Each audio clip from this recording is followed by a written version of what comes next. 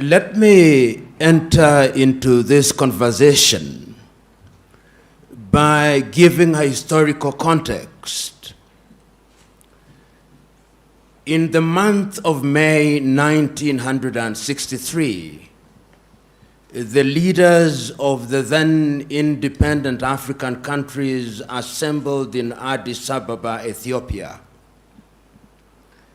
And many speeches were delivered, and the thrust of all the speeches was that African countries, having regained their independence, their primary focus and objective was to ensure that they exercised their regained mandate for the benefit of the people, to ensure that the people were liberated from ignorance, disease, and poverty. On the 24th day of May, perhaps the most powerful speech ever made by an African leader was delivered by Ghana's Kwame Nkrumah.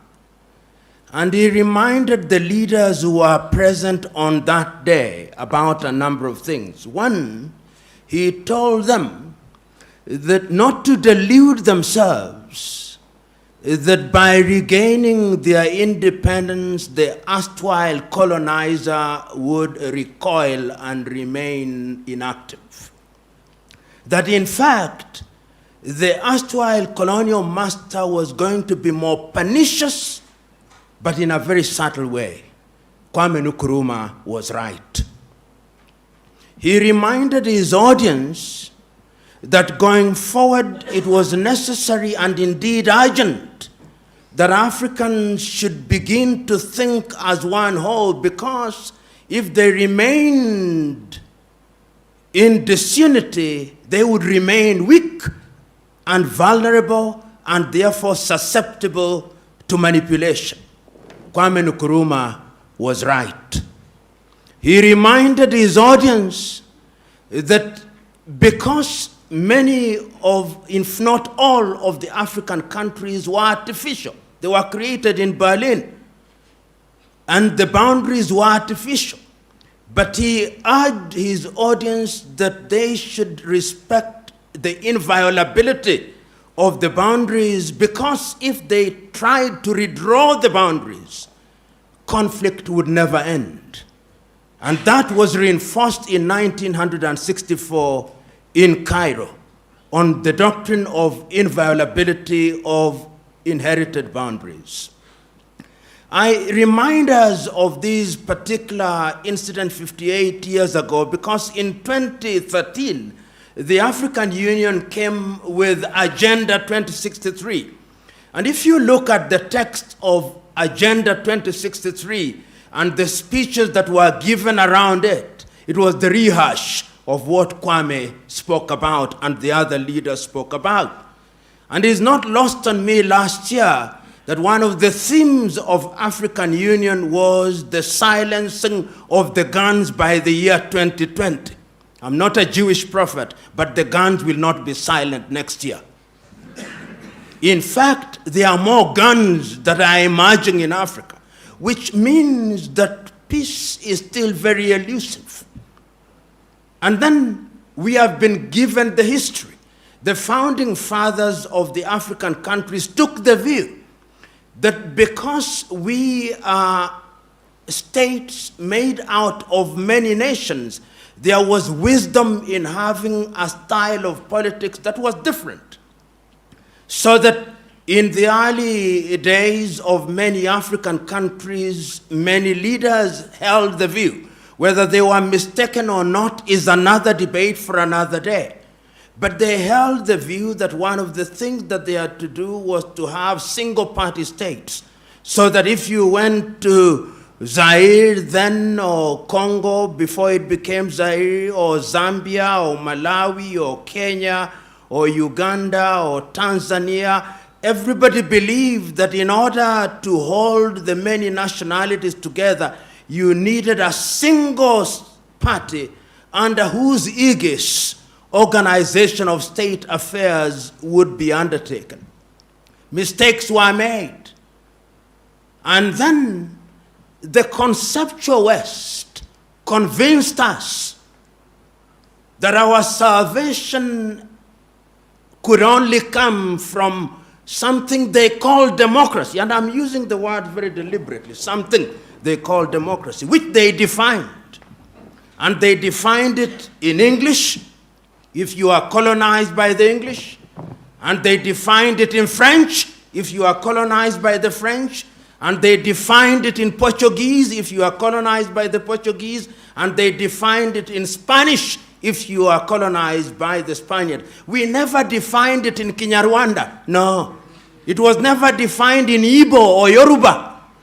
And we were told after the collapse of the Soviet Union that democracy was equals to 1, multi-party politics, 2, periodic elections, 3, limitation of terms of the presidency.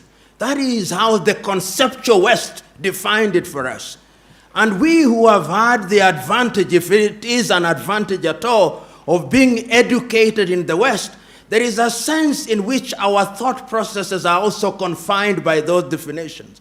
However much we want to free ourselves, we find our default mode being how we were trained. So when we define democracy, we are also caught up in this box.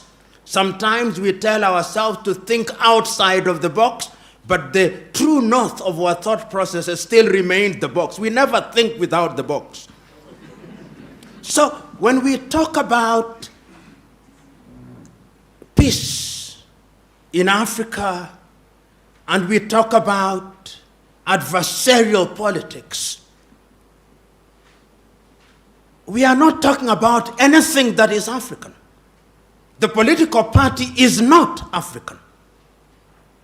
It is something that we inherited. You know, in the United Kingdom, they talk about the loyal opposition, loyal to the monarchy. Because there is a process. Permit me to say at this stage that Africa deals with diversity much better than Europe. Much better. If you look at your typical European nation, the Dutch is the Dutch, largely. The Swedes are the Swedes, largely. The Norwegians are the Norwegians, largely. The Finns are the Finns, largely. And where they have many ethnicities, they don't do very well. Ask the Spaniards if you doubt me.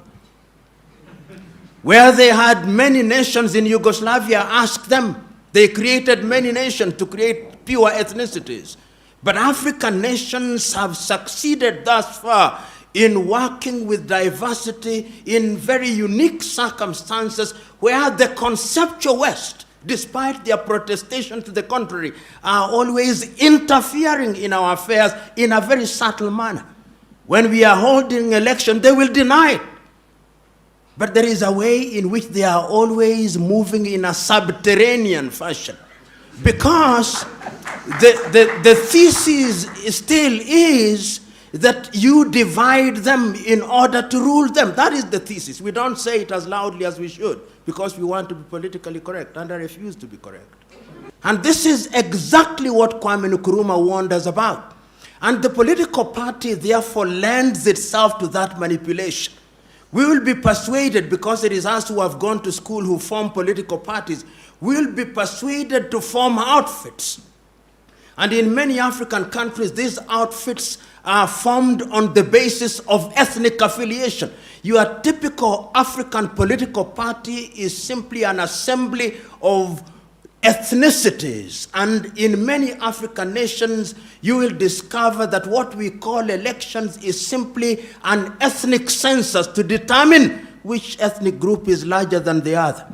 It is Julius Nyerere of Tanzania who said it. He said that the tragedy of Africa is not what the song is, not the song that is being sung, but who the singer is. And what he meant was very clear, that you may have an agenda that is good for your nation, but if you do not come from a particular ethnic group, those who will follow you will not be from your ethnic group. You may sing the best song, But when you look back, you'll discover that it's only people from your ethnic group who are following you. And when you have such a situation, the design is inherently conflictual. And that is why, therefore, when you look at Africa today, you discover that after every election cycle in many African countries, there is conflict. Because you go into the election, or the political parties go into an electoral process on the basis that we must win, and if we don't win, the elections have been rigged. In other words, we place so much premium on the presidency, and you'll see in many African countries, entry into government is like winning a lottery. It is winning a lottery because it gives you access to resources. And therefore people claim the president. If you are in a country, you say, and one of your own means a son, they are normally sons. One of your own sons has won the presidency. The tribe celebrates, from the herdsman to the professor, from the fisherman to the intellectual, because we have now won the presidency. We have won the lottery. We will have ministers. We'll have all this, and everybody else feels excluded, and that generates conflict. And we have seen it, whether if we don't see it in Gabon, we see it in Guinea-Bissau. If we don't see it in Guinea-Bissau, we see it in Kenya. If we don't see it in Kenya, we see it in South Sudan. So that in South Sudan, if one were to ask them, what is the problem? The contest is of an ethnic kind. They are contesting because one of our own must occupy the state house. And that is why, therefore, you see, under the guise of democracy in a number of African countries, we create offices which are sinecures. You will have a president, you'll have a deputy president, you'll have a second deputy president, you'll have a prime minister, first prime minister, first second prime, all those useless offices which make no sense, because you have to appoint people into those offices and give them a motorcade so that when they go to their villages, they look important. And the people own them as ours. People want to be included. In such a scenario, my verdict is, number one, Africa's long-term salvation demands that we avoid adversarial politics. Africa's salvation demands that we define for ourselves what democracy means. And you said it very correctly, Professor, and the good friend from the United Kingdom, very correctly. What people want is to participate. What people want is to have a government that is accountable. Many people in many African countries simply want food on the table. Many people in many African countries simply want to have access to health care. Many people simply want good education. Young men and women in Africa simply want opportunities for innovation and invention. And they want a government that creates an environment where that can be achieved. And therefore, in my view, I think the time has come that Africa must define herself. One of the problems that we have in Africa is that we do not define ourselves. And permit me to annoy you. In many African nations today, after every election, whether we like it or not, we have observers. And when the elections are being held, observers may come from Nigeria, from Kenya, from Uganda, but people are waiting. What did the European Union say? You know, this belief by us that the Europeans have a divine duty to tell us what to do, and we have a divine duty to accept to do what they say, is one of the problems that we have. And until the day that we liberate ourselves to decolonize our minds, in a manner of speaking, we are going to embrace the kind of politics that will only perpetuate conflict. Right now, as I move towards my conclusion, I simply want you to look at the map of Africa. And look at the map of Africa against the declaration that the guns must be silenced by 2020. And simply tell me, is there peace and calm in Niger? Is there peace and calm in Burkina Faso? Do you have peace and calm in Mali? Is it peaceful in Mauritania? Is it peaceful in Benin? Is it peaceful in Gabon? Is it peaceful in Cameroon? Is it peaceful in South Sudan? Is it peaceful in the Democratic Republic of Congo? Is it peaceful in Somalia? You look at the map of Africa and you look at that and you are being told through declarations that we are going to silence the guns in 2020. It's as if you are being told to go to Kigali, and meanwhile you have engaged a gear taking you to the Democratic Republic of Congo's border and you are on jet-like speed. This is why I think that it is incumbent upon us to remember one thing, that peace is not merely the absence of war. It is much deeper than that. That development is not building of skyscrapers in African cities, no. And that therefore, if we want to sustain peace and development, what we must look at are the human indices. I think the Bhutanese have got it right. What they call the gross national happiness index. These things that Europe tells us many useful things, but there are certainly useless things that they tell us. One of them is the thing called per capita income, that they take all the wealth, half of which is owned by 2 people, and then they divide it and say the per capita income is $800. And meanwhile, all other people are suffering. I'm submitting to us that time has come that we must define what development is. I want to go to a typical Rwandese village, and beyond peace, beyond the absence of war, I want to see peace at the dinner table. I want to see peace at the hospital and the dispensary. And I'm suggesting to us that politics defines all these. And one of the things that we must do, and Professor, I can't agree with you more, is that there is no one size fits all. There is no one size fits all. What works for Rwanda is not necessarily what works for Uganda. In 1984, the Ethiopians came up with a constitution which I think is the only one in the world that defines itself on the basis of ethnic identity, and even allows the ethnicities to secede under certain conditions. Whether it has worked or not, I think the jury is still out. But they recognize the fact that ethnicities are real. And if we continue to delude ourselves in Africa that ethnicities are unreal, we are cheating ourselves. Even the United States of America nowadays, when you hear them talking about the vote, they talk about the Hispanic vote. They talk about the black vote. They talk about the Caucasian vote. They are beginning to recognize that those blocks are critical. How then do you use them in a manner that is positive? Because look at the Democratic Republic of Congo with over 233 ethnicities. Look at Nigeria with over 200 languages. Look at Kenya with over 56. Look at Tanzania with 136 plus. These are the realities in the African nation. And I am convinced that going forward, number one, we need to have peace. But we will not have peace by declaring that peace will come and reign. We must do things that move us in the direction of attaining peace. And until we introduce what I've called elsewhere hygiene in our politics, we are moving nowhere.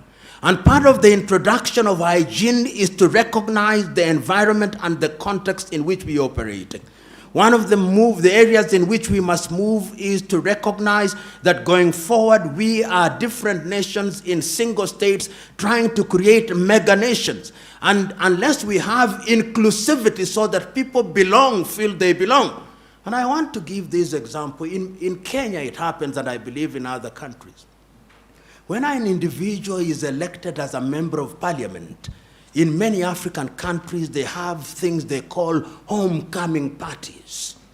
These homecoming parties is an attempt to demonstrate to the village by the newly elected member of parliament or newly appointed minister that we went to hunt.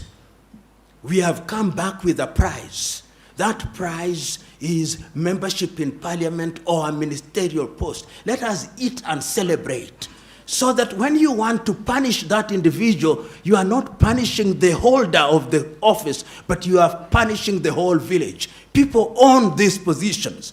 And I'm suggesting to us that politics must be of such a nature that allows ethnicities and groups to negotiate. I do not as yet have an answer, which I think I can pin on the ground, but I have the following things: that it cannot be uniform, that it must be specific to the circumstances of each country, that it is us who must define it, and that we must have a vocabulary for it, and that we must warn ourselves that the erstwhile colonial master is alive and well, subterranean and pernicious to the core. Don't delude yourselves. And remember that sometimes the disunity of Africa is big business. And if we forget that, we will once again be manipulated. Lastly, I saw the African National Congress winning an election in South Africa last week.